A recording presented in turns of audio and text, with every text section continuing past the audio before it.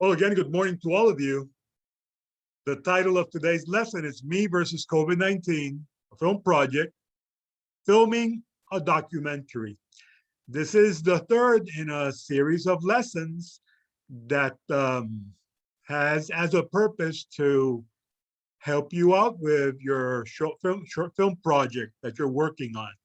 So today we're going to speak exclusively about documentaries. And most of you decided to do a documentary, probably because you thought it was easier or it's less demanding on your imagination. It probably is, since documentaries deal more with factual reality. And I suppose that if you're not a very imaginative person, then making a documentary would be slightly easier. However, you have to imagine and think about many things about this documentary that you're making. And what I would like to do today is offer you some steps on making a documentary. I will be offering today a very basic guideline to help you in this filmmaking journey that you have embarked upon. And if you have any questions, feel free to interrupt and ask. Before you begin doing your documentary, you have to remember that you're going to be sharing a story with the viewer. So you have to talk about something you care about. If you don't care about what you're talking about, then the end result is not going to be very good. But if you're passionate about what you're going to share with others, that will always show. So make sure that you care about what you're going to talk about. I already gave you an idea, right? The idea is you versus COVID-19. And you are at the center of this work. So it shouldn't be hard for you to care about it, because within the subject matter of this work, there you are. One thing that is very important is that when you're going to share information with other people, whether it's about you, whether it's about anything else, that you know what you're talking about. You have to do research and learn everything that you can. You have to be sort of like an expert on the topic that you're addressing. I think that very few things in life are as annoying as hearing people talk about things they don't know about. Have you seen that? Have you seen people talking about things they don't know about or don't understand? You're going to be talking about yourself. So we can assume that you are an expert on you, right? You know yourself enough to talk about yourself. But then the other part of the theme is COVID-19. And if you don't, at this time in history, you don't know enough about COVID-19, then you should learn a little bit about it. So when you talk about it, you know what you're talking about. At least it looks like you know what you're talking about. But at the end of the day, remember, you're not giving a class or a lesson on COVID-19, because whatever you're doing is about you. It's about you. You are at the center of it. However, the context is you in the COVID-19 world. So you must understand COVID-19. So if you feel that you don't, I think that the smartest thing you can do is do a little bit more research so you can speak with authority, and you will not regret how people might react when they see your video. Once you have done research and you know about the subject matter, you're supposed to make a plan. And that plan can be done as an outline. An outline is like the structure, like the broad strokes of what you're doing. Like, what's the structure? How am I going to tell the story or to give this account that I want to give? What style am I going to use? Is it going to be black and white? Is it going to be colorful? Am I going to use muted colors? What's the format of the frame that I'm going to be using? What are the core story points, or what are the beats? What are the most important elements that I want to share? How can I create an interest in the audience and make them feel intrigued in my story? Is it going to be funny? In what way is it going to be funny? Is it going to be very serious? The tone, all those things are things that you need to think about and plan before you shoot. And I hope that that is something you have done. Once you have figured all this out and written it down, and you're getting very close to shoot, you should create a shot list.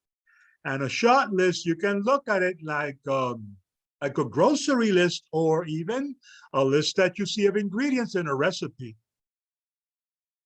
So that's going to like inform you about what the shots should be and in what order they should be shot. And that shot list is going to be large or small, depending on the complexity of your project. So the project can be as simple or complex as you want to make it. All right.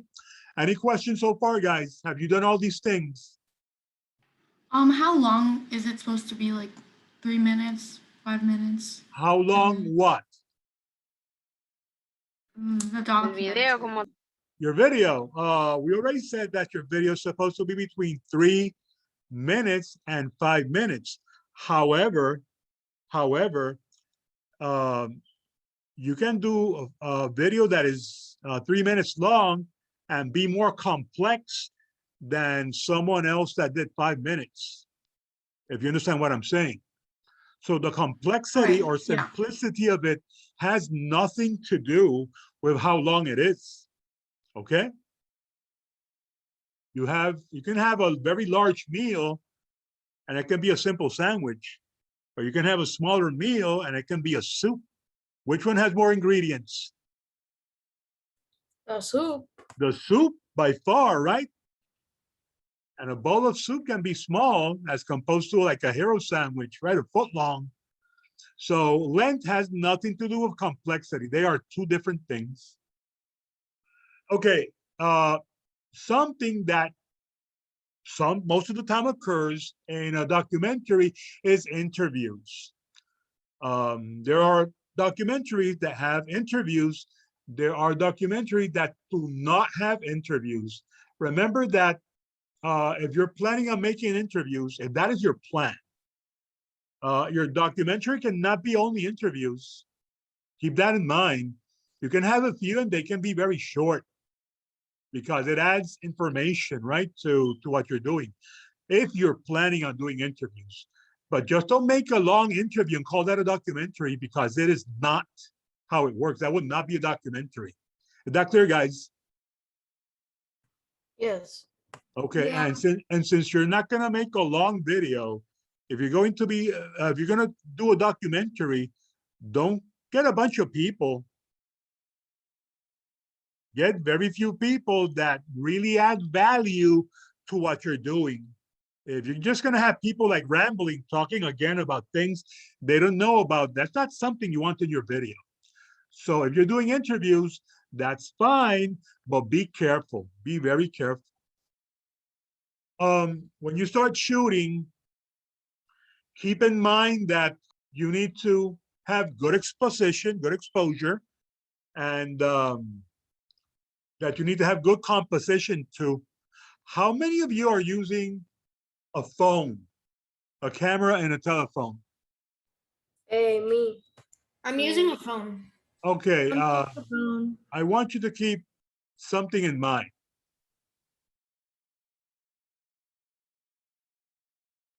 I want you to keep something in mind then if you're using a phone. Phones can have good cameras, but the sensor of a phone is very small compared to the sensor of a real dedicated camera. So that means that you might have to get a little bit in closer when you're shooting people. Try to avoid long shots as much as possible. You can include a few, but most of what you're shooting should not be a long shot. And if you're talking to the camera, make sure that the camera is pretty close to you because of the microphone. If you're using a separate microphone and a boom, then you can have a little bit more distance between you and your camera phone. but if not, getting closer. And remember that you have to stimulate people's attention through their eyes. People will be attentive using their eyes. So you have to be aware of that. And the way that you keep people attentive and glued to your video is by stimulating their eyes. And the way that you do that is with a variety of shots. If you just have a camera that is there for a long time, looking at your face, people are going to get bored very soon and very quick. If you're going to shoot yourself talking, use a variety of angles. So remember that the cardinal sin in cinematography is boring. And that is completely in your hands. Once you're ready, you can write a script. If you're not sure, if you want to do it the other way around, which is something I would not recommend, but that's the way some people do it. They shoot first and then they want to figure out how to organize into a coherent story what they wrote. And then they decide to write a script. I prefer to work the other way around, but I'm not going to tell you how to work. The way you want to work is up to you because not everybody works the same.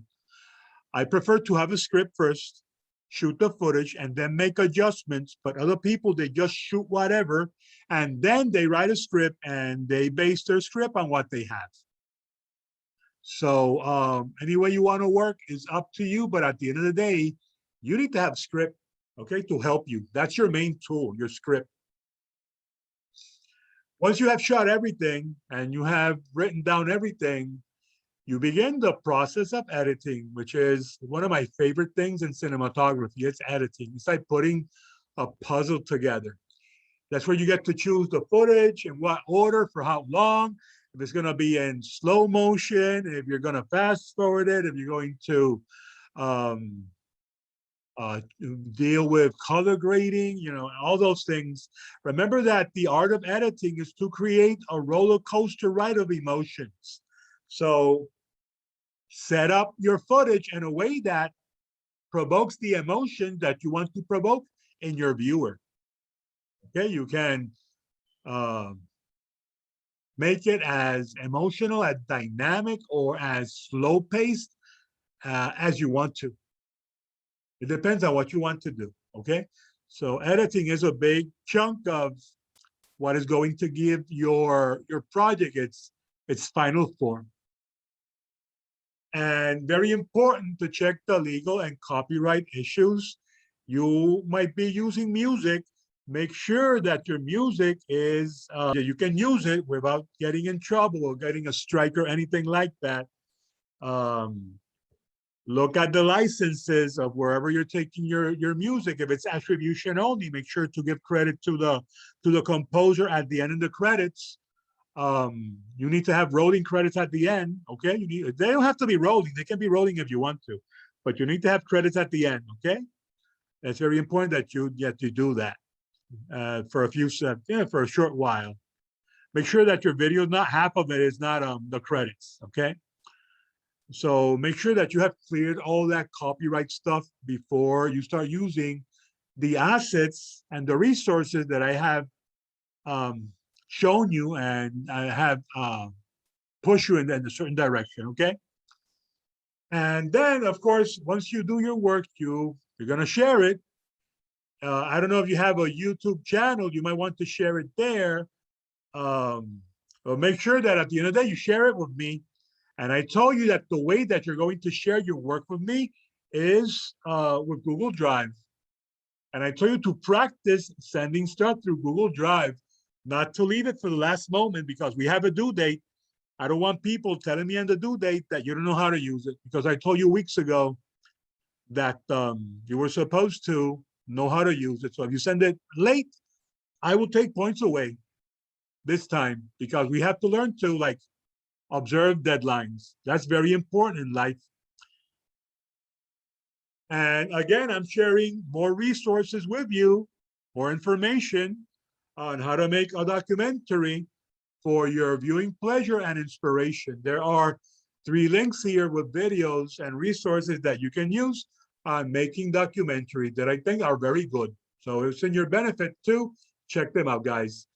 Do we have any questions? Víctor, yo tengo una pregunta. No.